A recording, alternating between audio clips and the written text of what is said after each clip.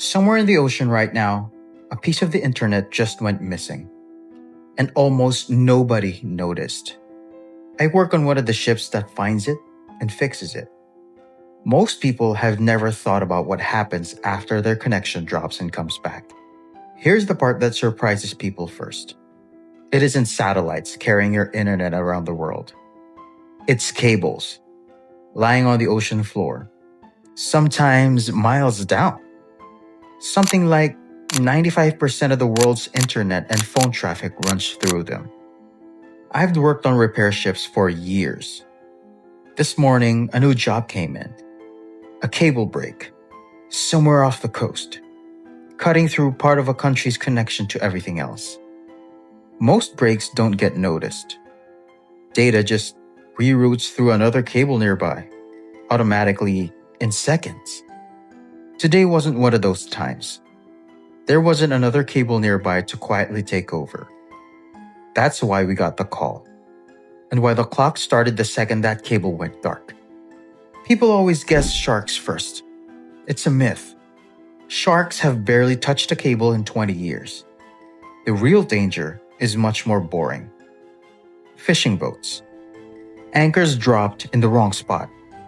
The International Cable Protection Committee says dragged anchors alone cost close to a third of all cable damage every year.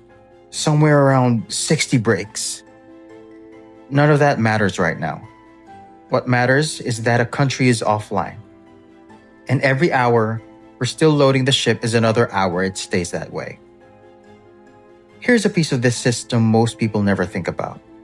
And it happens before any of us on the ship get involved. Cables come ashore at fixed points called landing stations. Buildings on the coast where the cable plugs into the network. When a break happens, it's a technician sitting in one of those buildings on land. Not anyone on a ship who finds it first.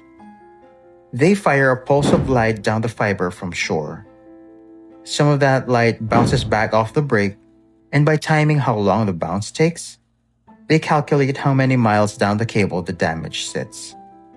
Accurate to within 100 meters. They match that distance against the cable's charted route, convert it into GPS coordinates, and only then call a repair company. By the time our ship leaves the dock, the location is already known. We're not the ones who find the break. We're the ones who go get it. Then we search the surface above the exact point. Then comes the part that hasn't really changed in over a century. We lower a hook to the seafloor deeper in places than Mount Everest, and try to snag a cable we can't see. Even today, catching it isn't guaranteed on the first pass. The first successful repair back in 1866 took 29 attempts before the hook finally held. We've got sonar and GPS now. The basic idea hasn't changed. You lower the hook, you miss, you try again. Every miss costs hours we don't have. Here's the part that surprised me most when I started this job. With that much cable under every ocean on Earth, you'd expect a lot of ships built to fix it fast. Well, there are only about 20. 20 ships, racing the clock on every ocean at once. In 2022, a volcano cut off Tonga's connections entirely, both its main cable and a separate one to its outer islands. The main cable took about a month. The other took 18 months because a replacement section had to be custom built and shipped in from France first. Same disaster. Two very different amounts of time offline, depending only on how fast the hook can catch a line. By the time we finish today's repair, most people on that coastline will never know how close their internet came to staying dark for weeks instead of days.